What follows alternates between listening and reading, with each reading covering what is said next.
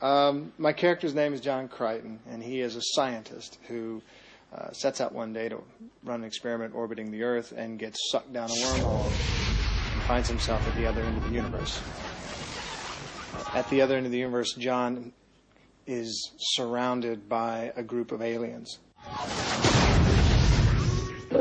And these aliens are prisoners who themselves are escaping and homeless, and he's homeless. This is madness! On the ground now! John Crichton is a guy stuck in extraordinary circumstances and spends half of his time going, what the hell is that? He spends a lot of time figuring out what's going on around him, and then getting knocked down and getting dragged around, and then he pops back up and comes up with an idea to save his butt. This particle analyzer is defective. It's peacekeeper technology. You use it. Techs use them, not infantry. Yeah. The pilot said you press this, this, and this. Well, it's just like a VCR, except easier. The Creature Shop, Jim Henson Creature Shop in London, has created these incredible puppets for the show. They have amazing mechanisms within the face so that they're capable of a huge range of emotion in the face. Rigel, who is a 16-inch tall emperor of over 6 billion subjects, deposed. When my council hears of this, the Hynerian Navy will scorch this hellhole. That should get him thinking. And then Pilot, who is actually part of the ship, who, if he stood up, would probably stand to be about 15 feet tall. He's a massive slug creature who is embedded into the ship, which is a living ship.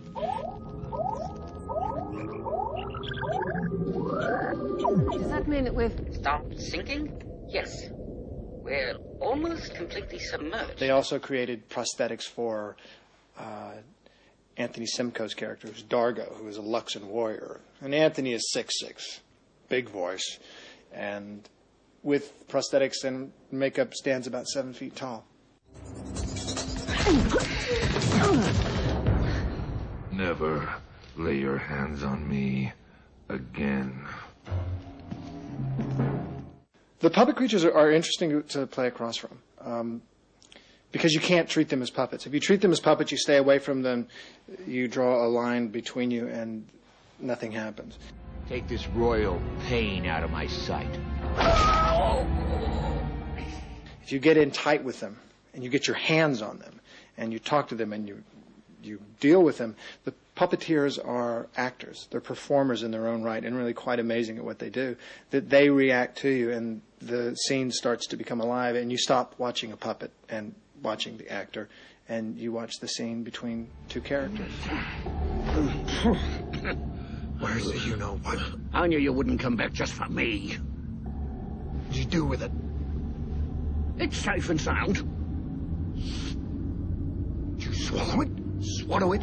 Yes, yes. Which means you're going to have to take me back as I am, or disembowel me here. Don't you tempt me, Fluffy.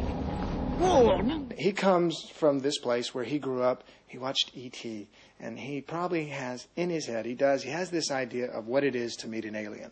And suddenly you have a modern-day human thrown into the situation where he's in an alien world. And it's nothing like what's on TV. Boy, was Spielberg ever wrong. Close Encounters my ass. It's nothing like what's in film. He is blown away by it and not sure what to do with it, and reacts in ways that hopefully you and I would react, which is basically, oh hell, where am I? Crichton's a fast thinker, but he's not reaching the right conclusions. Most of the time, probably. He's always off balance. He's almost by default the leader of this group of alien characters, because they all have their strengths, but none of them are quite as well-rounded as John is. He's just trying to figure things out. He's making plans. He's shooting from the hip, and it goes wrong as often as it goes right, and he's always off balance, and he doesn't ever know exactly what he's doing. Every time he turns the corner, he's got a new problem because he doesn't know anything about the world. He knows nothing at all about it, and he's bringing human values. He's bringing American values. You know, he's the talk about your American abroad. You know, he can't even get McDonald's at this end of the universe. And so it's a wonderful thing to be able to play. Please stay. Stay as long as you desire.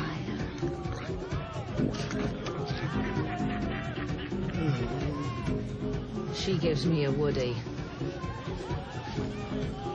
Woody.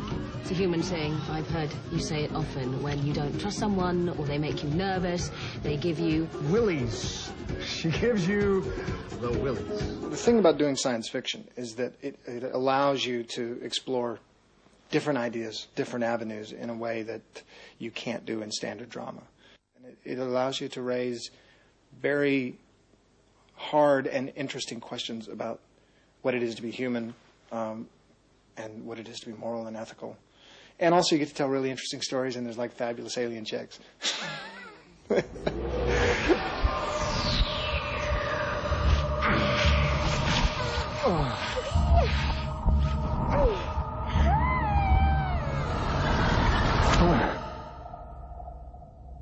Were you going to say something?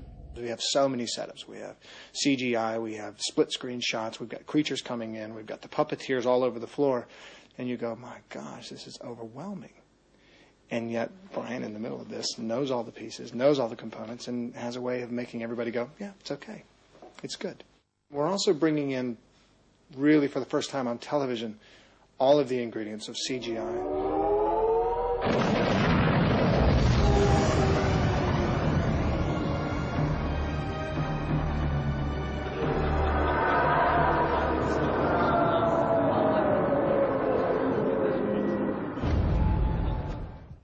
Puppets from the creature shop, the prosthetics, all of these elements coming together.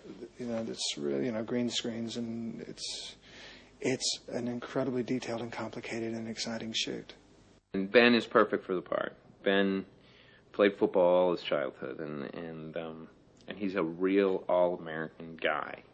There's always something going on behind his eyes. You know, when you talk to Ben, there's always something. He's up to something. He's always got another agenda, or he's kind of amused by the situation, and he's got a certain spark that is really necessary for Crichton.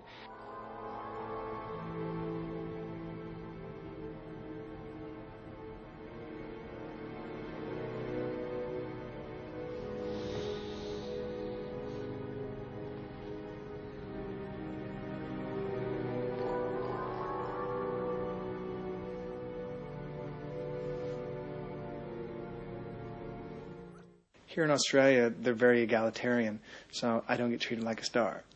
I don't get the big trailer, and I don't get to play the big one. And if I do try to do that, they have something in Australia called the tall poppy syndrome, which means if anybody rises above a certain level, they cut them down. So it's good. It's a good way to work. It keeps everybody on the same level, and it works very well, I think. It's real. I can feel her. I can touch her.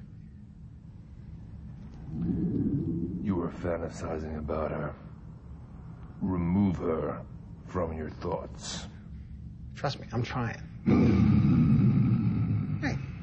Hey, check the attitude, pal.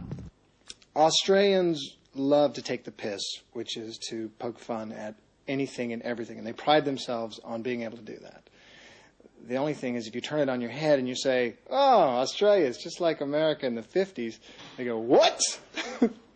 They're wonderful people, but they're very proud. They're incredibly proud people. The sci-fi audience is a very savvy audience.